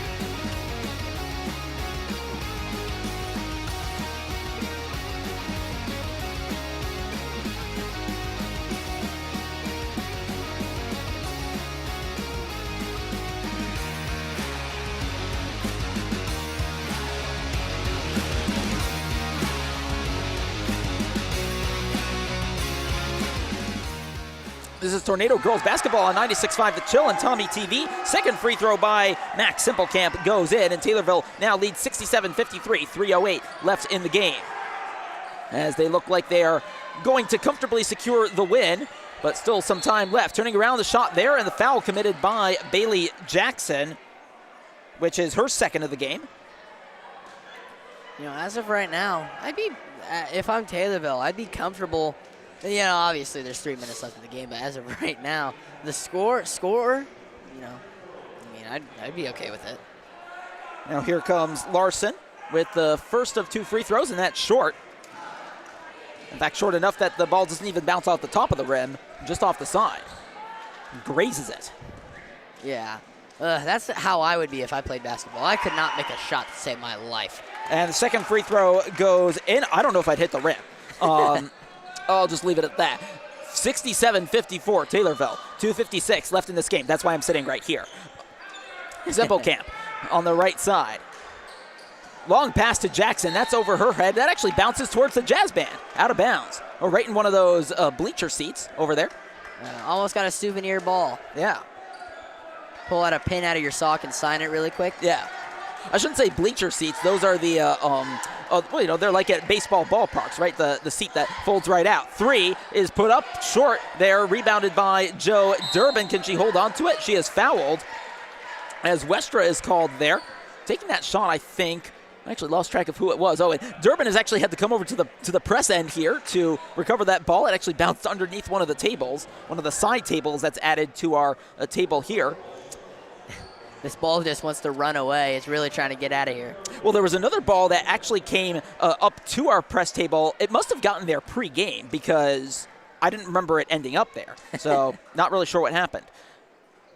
Joe Durbin misses the first of 2 free throws. The trip sponsored by the senior citizens of Christian County. Foul, by the way, on Westra, her 4th of the game. So now 2 more players on 4 fouls. Second free throw is up. Oh, that's long as well.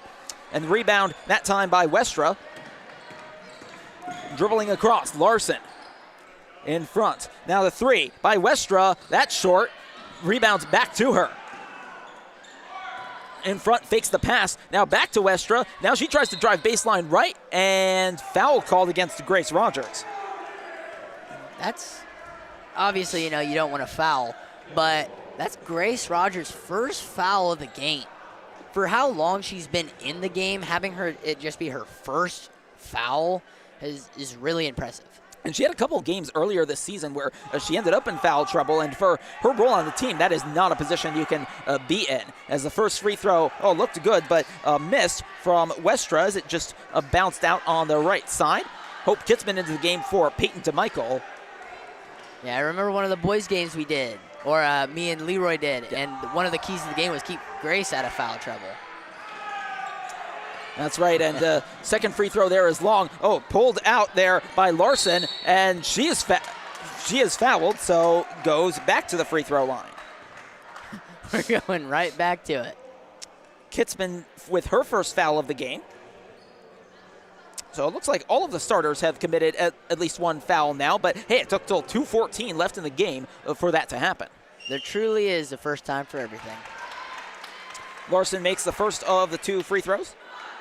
She is up to 17 points on the game, if I've counted that right, and I seem to agree with the scoreboard. Second free throw is in. Make that 18 points now for her. 67-56, Taylorville, 2:11 left in the game. Stay tuned, we'll have plenty of post-game coverage and name the Chill Nicole Patrick Country Financial Player of the Game, and there are a couple close contenders for this one. McKinley Simplecamp right side, then over to Grace Rogers. She stepped back. Oh, dangerous pass into Kitzman. Finds her. Bailey Jackson. Oh, she was expecting a high pass, not a low one, and it goes out of bounds. I mean, right there, that was just miscommunication there, because if I were Hope Kitzman in that scenario, I would have passed it low too, because, I mean, she just had her hands up. There was no way I was getting it over. At the top for Mattoon. Now it's Kennedy Smith. Trying to drive in. Oh, has her pocket picked by Grace Rogers, by Max Simplecamp, and I think she is the one who's committed the foul here. Oh, never mind. It was in favor of Kitzman. And it was Larson who committed it, so now she's on 4 fouls as well.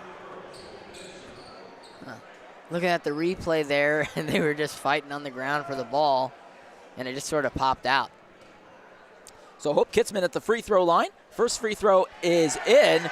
Now, so I hesitate there for a moment because it almost looked like it came off the rim, and then it looked like it came off the support beam, that diagonal support beam there, as the second free throw goes in. And Blaze, there were a couple of occasions last game where the ball actually bounced off that diagonal beam, and then that actually, the ground rule is that the play is blown dead. So I thought that might have happened on the first free throw, but the officials did not see it that way. In front now, 1:24 left in the game. Taylorville in front by 13. Shot there is missed. Board rim out. That was, I think, Larson who took it, as Simplecamp gets the rebound. Simplecamp, right side to DeMichael. She's got it at the corner. Rogers from the free throw line, and that missed to the left. Rebound, by Jackson, and she misses that also to the left. Jackson still. Kitzman now on the left side in front to Simplecamp. Out to DeMichael at the wing, who puts it up the three, and that is short. And then over to Jackson, who has the putback. And that again, maybe a 4-chance opportunity as Taylorville goes up by 15. I mean, man, this is insane. 3 people in the double digits for Taylorville. That shot there long as Taylorville gets it back. And 33 seconds left. They should have the opportunity to run this one out. Lost the handle as Mattoon gets it back now. They might have the last word in this one. At the top, Larson, she takes the 3 and is fouled, they say, and goes to the free throw line. I almost said the 3-throw line, which would be appropriate here because she'll get 3 chances. Yeah, I mean, obviously you don't want to foul there, but, on a more positive notes for Taylorville, I mean, do we exactly know who's going to win player of the game? I mean, Grace Rogers got 60 points. Bailey Jackson got 14. Simplecamp's got 12 and a bunch of good defensive plays, offensive plays. Hope Kitzman, very good with the minutes she got. Peyton DeMichael, very good with the minutes she got. Josephine Durbin, Nora Thomas. I mean, there's just so many to choose from. Yeah, well, we'll have to figure that one out during the break, as the second free throw is missed as well. So first was short, second was just an awkward deflection there from the inside of the rim. So here comes the third opportunity. Larson will have had 9 free throws in the fourth quarter. And she had 2 also in the second, as the third one does go in, so she gets at least a point off of that. Inbounded to Peyton DeMichael. I wonder if Taylorville will fancy another score here, or they might just let the clock run out. 9 seconds, DeMichael in front. Taylorville will improve to 9-19 overall, and the pass to Jackson. She's got time for one more score and does put it in right before the buzzer, as that is the end of this one. Taylorville takes it 73-57 over Mattoon here at the Dolph, as they led wire to wire and used the fourth quarter to really pull away in the end over Mattoon. Well, let's take a break. When we come back, we'll have a look back at the game and name the Chill Nicole Patrick Country Financial Player of the Game. Final score, Taylorville 73, Mattoon 57. This is Tornado Girls Basketball on 96.5 The Chill and Tommy TV.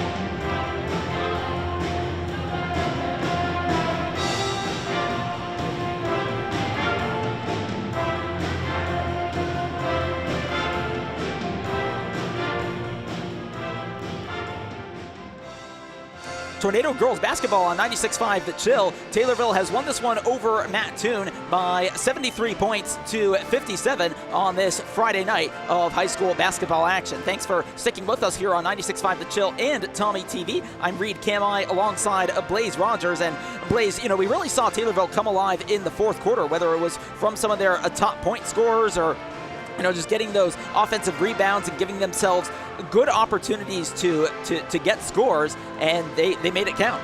I mean, yeah, absolutely. I mean, this is one of overall their best offensive game, if not the best offensive game they've had all year. They put up 73 points. They were able to spread out the ball very well. They had 3 people get double-digit points. Grace Rogers, Bailey Jackson, Kaylee Simplecamp, Peyton DeMichael almost had double digits. Nora Thomas almost had double digits. I mean, overall, this is the best offensive game I've seen from the girls this year. And it is actually one of their higher scoring games. I think it's not quite the highest. I think they put up 80 points, if I'm not mistaken, against Charleston away, and that was back in December. But we saw plenty of Taylorville players make some really good shots there as we're working to maybe get some more of those up for you. No, we'll just take it back here over courtside. That's where we are. Well, I'll tell you what, I think now's a good time to name the Chill Nicole Patrick Country Financial Player of the Game. And Blaze, it was a tough call, but ultimately, Grace Rogers in the second half especially, she got a lot of important scores there, and that's what helped the Tornadoes really keep a decent lead on this one, and that's why she is the Chill Nicole Patrick Country Financial Player of the Game. I mean, absolutely well-deserved. Obviously, I think anyone who played today could have absolutely won Player of the Game, but Grace Rogers being able to score 16 really quick, tied for the most points in the game with Bailey Jackson. I mean, she was just all over the court. I almost said field again. Almost said field again. And it was just a great game. Yeah, great game all around, and who better to hear from about said game than Hayden Eldred himself, the head coach of the Taylorville girls team here on 96.5 The Chill. And Blaze and I, we were just talking about naming our Chill Nicole Patrick Country Financial Player of the Game, and it was a bit of a tough call for this one. It must feel good to have seen a lot of players step up in a lot of great ways. Yeah, we played pretty well overall. It looks like a pretty balanced score. We had looks like Grayson and Bailey tied for the lead, but yeah, a lot of people scored tonight. We moved the ball pretty well. Yeah, the free throw shooting, especially in the first half, was a little bit of a struggle. Got better in the second half. Your thoughts on that as we get closer and closer to playoffs? Yeah, obviously those are huge. We did a good job getting the line. That's thing number one, is just getting there and having the opportunity to shoot free throws. I said they got better over time. But yeah, we got to do a better job of closing out on some three-point shooters that are hot and keeping them off the line. You must have known that Mattoon was going to play aggressively and send you to the free throw line plenty of times. What were the conversations? What were the tactics? Planning part of it like as you were preparing for this one. Yeah, don't settle. Try not to take early outside shots. Try to get the ball inside first. Go to attack first, and then if you get a kick-out shot, look for that shot open. Now, tomorrow, you folks turn around quickly and face Pana. Of course, a lot on the line in terms of pride in that one. What will you folks be thinking about going into that game? Yeah, we just got to keep up what we've been doing this week into that. They're going to play hard. It's going to be a hard-fought game. We're excited for it. I'd love to also get your reaction to the announcement earlier today, the playoff matchup that you're going to have against Lanphier. Similar opponent, similar location as well. Of course, not that opponent specifically, but Lanphier, they were they really came alive in that game, especially later on. What are you expecting from them at this point in the season? Yeah, that game we started off really slow in that first half. It's going to be a hard-fought game there too. They got some athletic girls. It kind of fell the way I thought it would, looking at it. So we're excited. We got a winnable route. We got to play our best, but we're ready for it. Coach, thanks so much for joining us. Thank you, guys. And that was head coach Hayden Eldred joining us courtside here on 96.5 The Chill and Tommy TV. Always great to hear from him. And, it had been a little while since that had happened after we spoke to him. That was after the game against Normal University on a couple of weeks ago, I think a week and a half ago, or no, I think that was 2 weeks ago. Either way, it had been a while since we had heard directly from Hayden Eldred, and it is always great to get his thoughts. A quick look at some of the point scores. Like Coach said, 16 points each for Bailey Jackson and Grace Rogers. A couple other players, McKinley Simplecamp with 12 points of her own. And then for Mattoon, 23 points coming there from Kennedy Smith and 19 from Emma Larson. That actually gives her 36 points total across the two games between these two teams. And Blaze, this was really like an offensive shootout between these teams. And both teams really had to keep pace. Well, certainly Taylorville, if they were going to take the win here. I mean, yeah, obviously you mentioned Smith had 23 points and Larson had 19. I mean, that is just absolutely insane. But I do think the best part about it is that they were able to, while they weren't able to necessarily contain those two, they were able to contain mostly the rest of the team to where Mattoon had to rely on those two. And when those two couldn't score, Mattoon really couldn't either. And so they really limited Mattoon's opportunities there. Well, Taylorville now with 2 straight home wins, having lost the previous 7. And again, they are next up against Pana, and that is tomorrow. Tip-off, I believe, for that one is 4:30, and you'll be able to enjoy it right here on 96.5 The Chill. As for Mattoon, they dropped to 4-22 overall on the season, 1-8 in the Apollo Conference. They've now lost 4 straight overall and 4 straight in the conference. They host Sullivan next up. They will also face Pana, and that will be the subsequent home game for them. Well, we're getting near the end here. Blaze, any final thoughts from you? I mean, if Taylorville is going to come into the playoffs looking like this, I don't think they won't get any, not as far. I think they could win state if they keep their offense this explosive, honestly. So some confidence there from Blaze Rogers this evening. Well, thanks so much for joining us on 96.5 The Chill and Tommy TV. I do want to give, of course, the usual shout out to the folks in the gallery for helping make all of this tick, especially with everything we've had going on with this broadcast in terms of some of the interviews that you heard earlier and some of the other exclusive content we had this evening. Great to work with you folks as always, and it's great to be part of the Tommy TV experience. So it's a pleasure to have all of that to be a part of. Well, thanks again for tuning in.